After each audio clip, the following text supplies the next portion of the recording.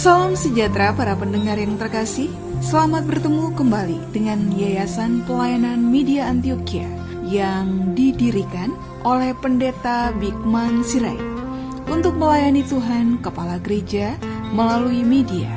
Untuk memperluas wawasan umat Tuhan, PAMA juga menerbitkan tabloid Kristen Reformata, Reformata Online, Reformata Audio Streaming. Juga tersedia buku-buku karya Pendeta Bigman Sirait dan ratusan CD khotbah. Doakan dan ikutilah pelayanan PAMA di radio di berbagai kota dan pelayanan televisi di Indovision, Live Channel, Cablevision, Family Channel. Untuk informasi lebih lengkap, klik www.reformata.com www.reformata.com www.reformata.com. Kini tibalah saatnya kita akan menikmati kebenaran firman Tuhan bersama Pendeta Bigman Sirait. Selamat mendengarkan, Tuhan memberkati. Salam sejahtera saudara yang kekasih di dalam nama Tuhan Yesus Kristus. Kembali kita bertemu dan terus kita memikirkan bagaimana kita di dalam pergumulan kehidupan kita memainkan peran kita untuk kita boleh hidup demi puji hormat bagi nama Tuhan. Dan bagaimana kita menyadari Alkitab kita ya sebagai sesuatu yang Tuhan wariskan menjadi kebenaran yang tidak pernah akan lekang. Saudara-saudara, di dalam Ibrani, kitab Ibrani pasal 10 ayat 1 sampai 4, tolong dipersiapkan. Lalu kita membaca juga Matius pasal yang ke-5, ayat yang ke-17. Matius 5 ayat 17 dan Ibrani, demikian firman Tuhan. Janganlah kamu menyangka bahwa aku datang untuk meniadakan hukum Taurat atau kitab para nabi. Aku datang bukan untuk meniadakannya, melainkan untuk menggenapinya. Itu satu bagian. Kemudian Ibrani pasal yang ke-10 ayat 1 sampai 4. Ibrani 10:1-4 dikatakan begini. Di dalam hukum Taurat hanya terdapat bayang-bayang saja dari keselamatan yang akan datang.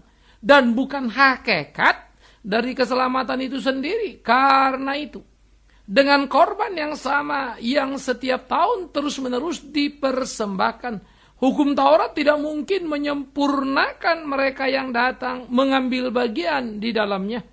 Sebab jika hal itu mungkin, pasti orang tidak mempersembahkan korban lagi. Sebab mereka yang melakukan ibadah itu tidak sadar lagi akan dosa setelah disucikan sekali untuk selama-lamanya. Tetapi justru oleh korban-korban itu setiap tahun orang diperingatkan akan adanya dosa.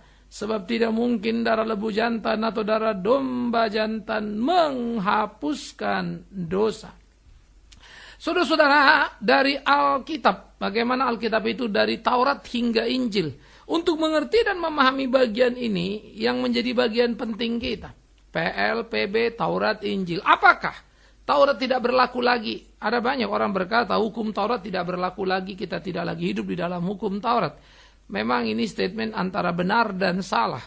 Sangat tergantung bagaimana kita memahami apa yang kita maksud dengan hukum Taurat dan apa yang kita maksud dengan Injil. Mengatakan tidak berlaku lagi adalah sesuatu yang harus dihapus, dibuangkan. Kalau memang begitu, untuk apa ada Alkitab PL? Ya cukup PB saja, kan begitu toh? Tahu udah nggak laku. Nah, ini memang harus hati-hati, ya. Sehingga di dalam bagian seperti ini harus kita sadari betul istilah perjanjian lama dan perjanjian baru. Kalau dipandang dari legalitas hukum memang ada sedikit kesulitan. Kalau perjanjian lama, ya udah lama dong. Datang yang baru, perjanjian baru, otomatis yang lama kan tidak berlaku, digantikan yang baru. Tetapi istilah perjanjian lama, perjanjian baru tidak seperti begitu. Ini adalah sebetulnya satu kesatuan berjalan. Setengah dan jadi satu. Nah, kira-kira itu lebih bahasa pasnya. Tapi kan setengah tidak hilang karena ada satu. Karena itu adalah setengah proses bagian menuju satu tadi. Artinya PL dan PB adalah dua bagian yang saling menjelaskan bagaimana pasal yang pertama atau yang bagian pertama yang PL itu menceritakan apa-apa tentang pengharapan ke depan dan PB itu menggenapi. Nah, bagaimana memahami penggenapan harus melihat bagaimana kisah ya pembicaraan tentang masa akan datang itu. Sebaliknya bagaimana kita mengerti PL dan apa yang akan datang, ya hanya dengan PB itu. Sehingga kedua bagian ini menjadi pengertian yang solid, yang kuat, menyatu, tidak terpisah. Sehingga PL dan PB seperti koin dengan dua sisi. Ada angka, ada gambar.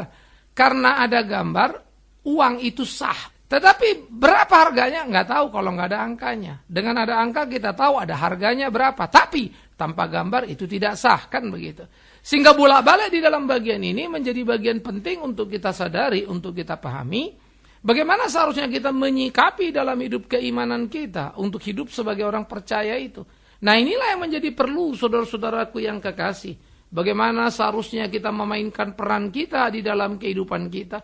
Bagaimana kita menjalani hari-hari kita di dalam kita mengerti apa yang menjadi kehendak Tuhan kita. Alkitab dari Taurat hingga Injil.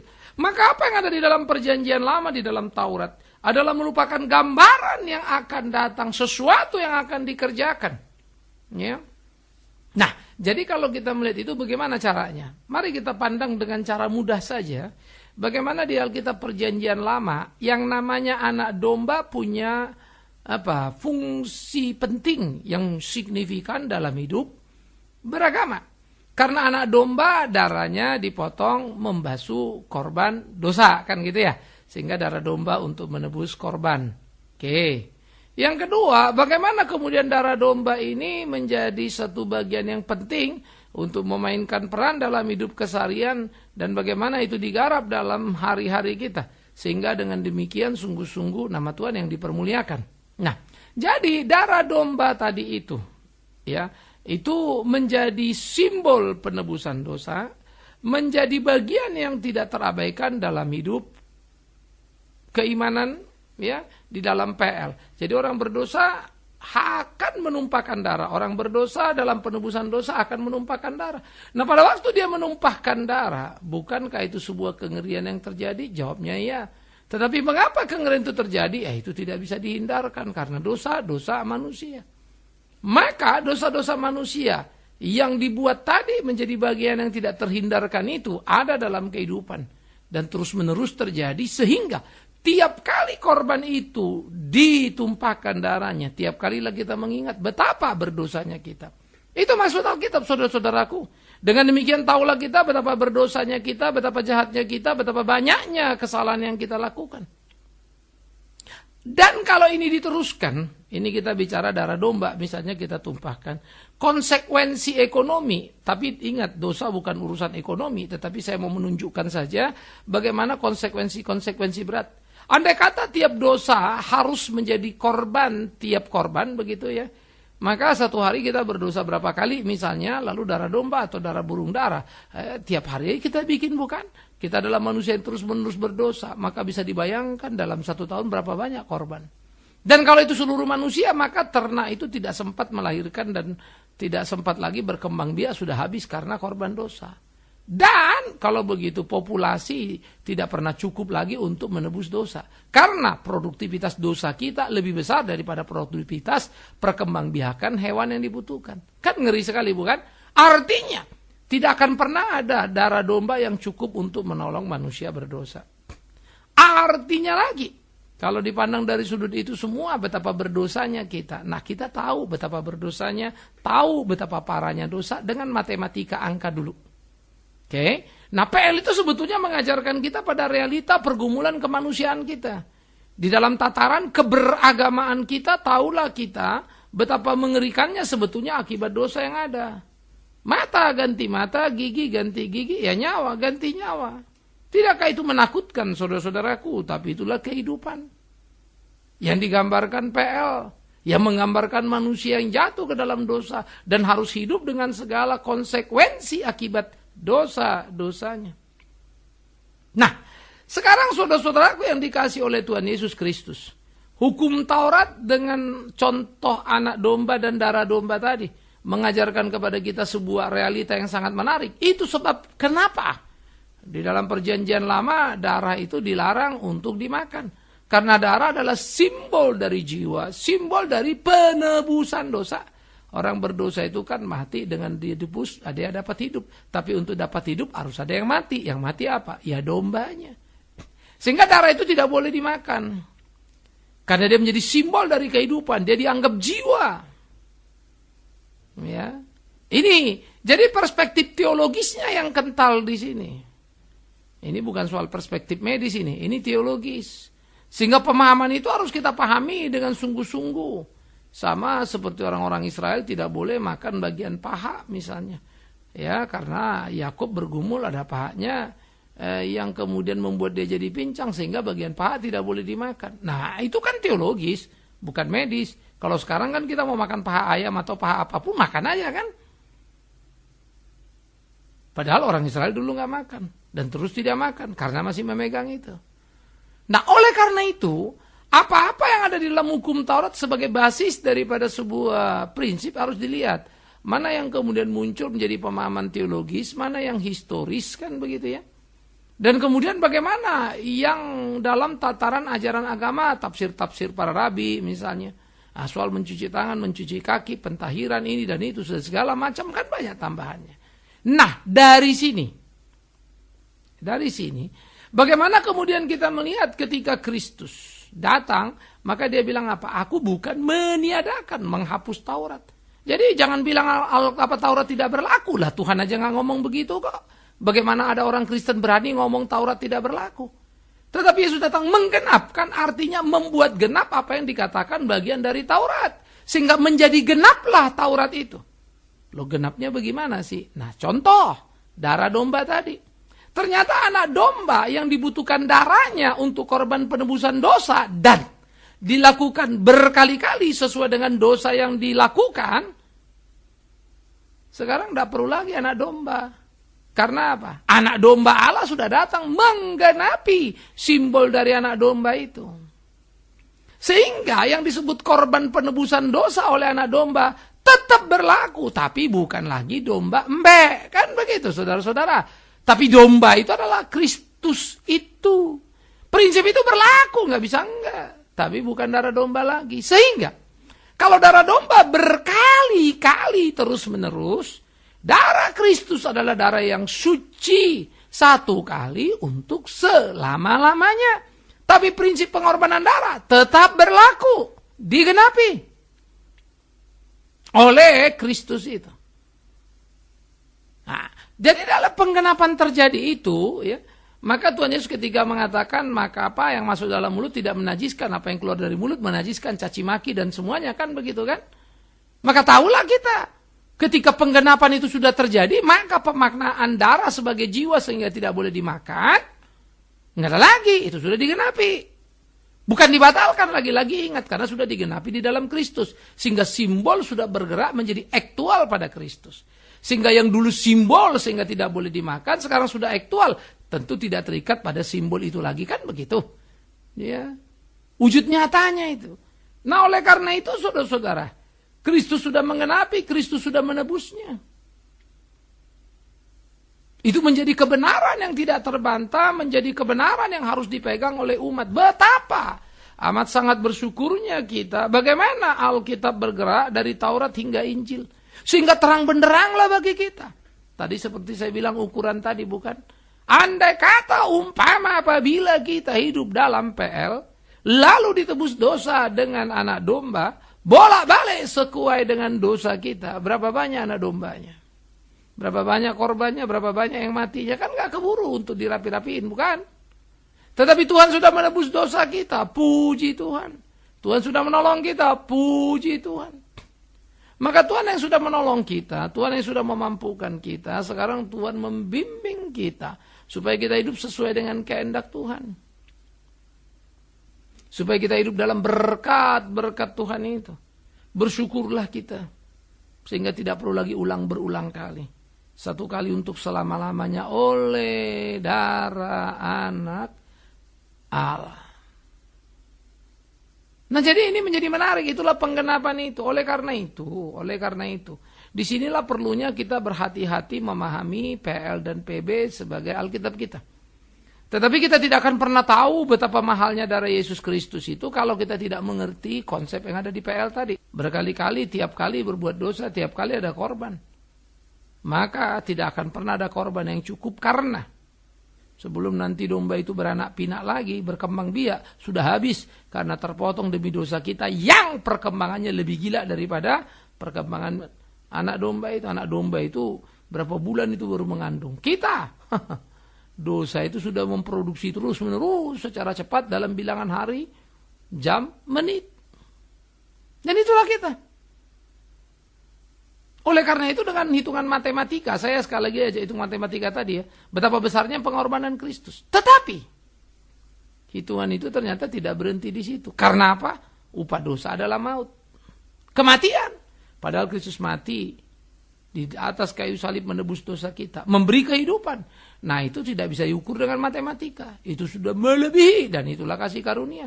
Dan kasih karunia itu bisa kita pahami karena apa? Karena kita adalah manusia yang berdosa, hitam pekat, mati ke neraka.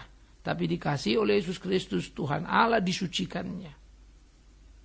Dilayakannya menjadi anak-anaknya dan kita boleh mewarisi surga yang kekal. Haleluya. Puji Tuhan.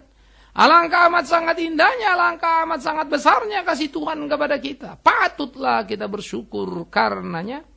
Patutlah kita bersyukur hidup di dalamnya. Patutlah kita hidup memuji-muji namanya. Jadi dari Taurat ke Injil itu menolong kita. Betapa amat sangat bejat dan tidak berpengharapannya kita. Sekarang kita berpengharapan hidup dan kuat. Betapa amat sangat jauhnya kita dari kehendak Tuhan. Tetapi sekarang kita hidup di dalam kasih Tuhan. Betapa menyenangkannya saudara-saudaraku yang kekasih. Inilah yang mestinya harus kita cermati, kita lihat, kita pikirkan dalam kehidupan kita. Bagaimana kita memahami itu? Bagaimana kita memikirkan itu? Ya, ini menjadi gambaran yang menarik sekali yang kalau kita pikirkan dalam keseharian kita. Sehingga hidup kita sungguh-sungguh menjadi hidup yang sesuai dengan kehendak Tuhan. Nah jadi saudara-saudara, saudara tidak mungkin bisa mengabaikan Taurat, melupakan Taurat. Karena tidak akan pernah kau tahu bersyukur betapa besarnya kasih Tuhan kalau tidak mengerti Taurat. Karena itu belajari Taurat baik-baik. Bukan untuk berhenti di situ, tapi untuk memahami betapa amat sangat luar biasa dalamnya kasih Kristus. Mungkin saudara bilang gini, saya nggak perlu Taurat, saya tahu Kristus sangat bagus. Saya ke neraka, sekarang ke surga. Nanti dulu, dari mana kau tahu kau masuk neraka? Kayak apa itu masuk neraka? Enggak mungkin saudara tahu kalau nggak baca PL di mana manusia jatuh dalam dosa dan apa akibatnya, bukan? Mana bisa saudara tahu itu? Ya, jadi tidak mungkin kita mengabaikan dan tidak mungkin kita lari dari yang semestinya di dalam hidup kita, dari keimanan yang benar itu. Bahwa Tuhan yang sudah menolong kita, Tuhan yang sudah membebaskan kita dari dosa-dosa itu. Dan bahwa domba itu berulang kali dikorbankan, tapi Yesus satu kali untuk selama-lamanya. Saudara-saudara yang dikasihi oleh Tuhan Yesus Kristus, pikirkanlah itu, camkanlah itu di dalam kehidupan kita. Supaya kita sungguh-sungguh mensyukuri apa yang Tuhan buat. Dan Tuhan Yesus tidak datang untuk meniadakan Taurat, tetapi menggenapinya. Karena itulah wajib bagi semua orang Kristen belajar secara berimbang. Pelajarilah semua kebenaran, bukan yang kau sukai, tapi utuh. Sehingga dengan demikian kita bisa dapat gambaran yang penuh. Maka apa yang dikatakan di dalam Ibrani tadi? Hukum Taurat itu dikatakan apa? Hanya bayang-bayang. Simbol tadi itu. Belum menjadi kenyataan. Waktu bayang-bayang itu bergerak jadi kenyataan. Sekarang bayang-bayangnya jelas terbentuk. Kan begitu saudara. Tapi kan waktu orang itu datang kan saudara gak bisa bilang bayang-bayang gak berlaku. Ya, orang udah nempel jadi orangnya kok. Jadi kalau saya datang, saya jalan misalnya ditimpa matahari dari belakang. Saudara udah lihat bayang-bayang saya kan. Nah waktu saya datang nongol ke depan bayang-bayangnya gak kelihatan, tapi bukan gak laku, bukan gak ada. Tidak ada karena sudah menyatu dengan saya. Ya. Sehingga kalau saya mundur sedikit lagi, bayang-bayangnya kelihatan lagi. Maju lagi, bayang-bayangnya gak kelihatan lagi. Nah karena dia sudah menyatu penuh dan menyatu utuh, itu sebab PLPB tidak boleh dipisahkan. Itu sebab tidak boleh dipelajari sepotong. pelajarilah semuanya, pahamilah semuanya, mengertilah semuanya. Baru kita tahu. Sama saja itu kalau saudara menerima satu surat dan mau membacanya. Kalau saudara tidak pernah mengerti latar belakang dari surat itu, kenapa ditulis, untuk apa dan bagaimana, saudara nggak bisa ngerti penuh isinya itu. Sebuah surat itu hanya bernilai kalau saudara tahu historinya, sejarah lengkapnya. Kalau mau dilihat cuma kertas selembar aja kok itu. Cuma tulisan-tulisan aja itu kan begitu kan. Makanya kan kalau ada Pancasila dituliskan dalam kertas pertama, wah itu jadi kertas kertas mahal itu, kertas langka itu. Ya. Kalau orang kolektor berani bayar berapapun itu. Nah, jadi di dalam bagian seperti inilah kita mesti mengerti bagaimana menghargai PLPB itu dalam kesatuan yang utuh. Memahaminya, mempelajarinya dengan sungguh-sungguh supaya kita ngerti. Yang bayang-bayang itu sudah menjadi kenyataan. Karena itu membaca PL, melihat PL, bagaimanapun harus kita lihat pada konteks PL-nya. Tapi, ketika kita ada di dunia PB ini dengan konsep nilai PB, kita bisa melihat itu menjadi berbeda dalam aplikasi masa kini. Maksudnya apa ya? Nah, itu sebab ketika Tuhan Yesus berkata, kau dengar mata ganti mata, gigi ganti gigi, aku bilang, jangan. Tampar kanan kasih kiri. Nah kan gak berlaku lagi. Nanti dulu. Mata ganti mata, gigi ganti gigi sudah digenapi dalam kematian Kristus. Dia yang menderita. Karena dia sudah menderita, kau tidak boleh berhak menuntut balas. Iya kan, karena penderitaanmu itu sudah ditanggungnya. Bagaimana dia menanggung penderitaanku? Dengan menebus dosamu, dosaku. Sehingga yang masuk ke neraka ini gak jadi lagi. Apalagi kalau cuma matamu diambil, mataku diambil. Kenapa pula kita ribut? Itu loh. Karena itulah kekristenan menggugat, menuntut kita hidup benar-benar seperti apa yang Tuhan mau. Jauh dari skandal dan kemudian bagaimana hidup kita menyenangkan hati Tuhan kita. Saudara-saudara yang dikasihi oleh Tuhan Yesus Kristus. Inilah harusnya menjadi kerinduan kita, inilah harusnya menjadi pergumulan kita. Sehingga dengan demikian kita bisa lakoni, bisa jalani, dan kita bisa memainkan hidup kita itu dengan sungguh-sungguh. Seperti apa yang Tuhan kehendaki. Tidakkah kita rindu hidup kita menjadi hidup yang benar? Tidakkah kita rindu melakukan apa yang menjadi kehendak Tuhan? Inilah yang mesti kita pikirkan, inilah yang kita mesti perhatikan. Renungkan, camkan itu. Sehingga sungguh-sungguh hidup kita menjadi hidup yang berguna. Taurat ke Injil, betapa indahnya. Taurat ke Injil, betapa sempurnanya. Karena itu perhatikanlah dengan utuh. Perhatikanlah dengan sungguh. Pahamilah apa yang menjadi kehendak Tuhan. Jangan mengurangi sedikit pun dari seluruh isi Alkitab. Tapi juga jangan menambahkannya. Jadi gak perlu kita mengarang-arang kisah, mengarang-arang cerita tentang kehidupan ini, bukan? Seperti apa yang dikritik oleh Paulus, dongeng nenek tua itu disebutnya. Filsafat kosong yang gak ada guna. Tapi awas, jangan juga kita teriak itu tapi tidak cerdas dalam memahami kebenaran. Biarlah ini menjadi pergumulan kita. Biarlah ini kita lakoni. Sehingga dengan demikian kita bisa mengerti apa yang menjadi kehendak Tuhan. Hidup di dalamnya untuk puji hormat bagi nama Tuhan. Saudara-saudaraku yang kekasih, renungkanlah itu dan taruh di dalam batinmu. Betapa indahnya Alkitab, PLPB, Taurat, Injil itu. Sehingga dari bayang-bayang kini sudah menjadi kenyataan. Saudara melihat satu keutuhan. Tetapi betapa menyedihkannya kalau saudaranya memahami sepotong. Saudaranya melihat bayang-bayang atau saudara melihat satu yang utuh tanpa pernah mengerti bagaimana bisa seperti itu. Nah, ini yang jadi perlu. Pahami semua dengan utuh dan nikmati hidup beriman yang teguh. Maka saya percaya hidup kita akan menjadi hidup yang menyenangkan hati Tuhan, supaya hidup kita sungguh-sungguh menjadi hidup yang melakukan apa yang menjadi kehendak Tuhan kita. Nah, saudara-saudaraku, ini akan menjadi perlu dalam keseharian kita, bagaimana kita melakukan apa yang menjadi kehendaknya. Selamat merenungkan dan kiranya memahami keutuhan Taurat hingga Injil secara lengkap. Amin. Mari kita berdoa. Kami bersyukur, kami berterima kasih kepadamu ya Tuhan atas cinta kasih-Mu dalam hidup kami. Berkati sertai kami, tolong dan pimpin kami supaya terus berjalan di jalan-Mu. Melakukan apa yang menjadi kehendak-Mu, dihidupi olehnya untuk puji hormat bagi nama-Mu.